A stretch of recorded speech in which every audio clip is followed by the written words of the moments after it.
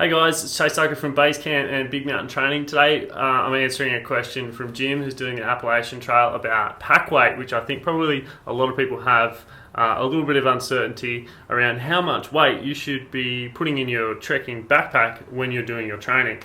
Now let's clear a couple of things up. This is going to be different for alpine climbers, it's going to be different for mountaineers and trekkers.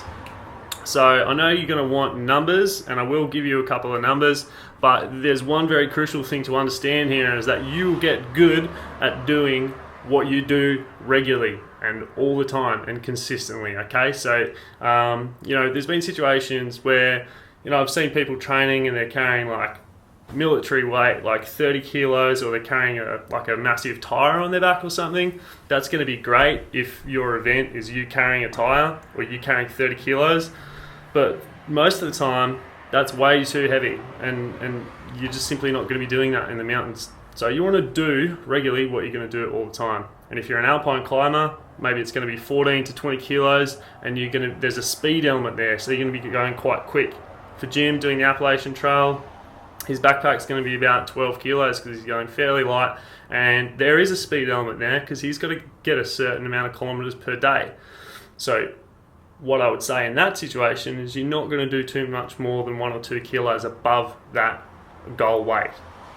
For a trekker, most of the time, you guys, Inca Trail, Kilimanjaro, Everest Base Camp, Mirror Peak, that sort of thing, you're not going to be carrying more than 8 to 10 kilos, depending on how heavy your camera is or how much water you like to carry with you. However, it's a little bit different with trekking. Because the aim of trekking is not to go fast at altitude, it's actually the opposite. If you go fast at altitude, you'll get altitude sickness and you'll mess your whole trip up. So we want to train you to go slow, and so you're going to go 4 to 5 kilos heavier than what you usually would. So if you want some numbers, 4 to 5 kilos heavier than, say, 8 to 10 kilos.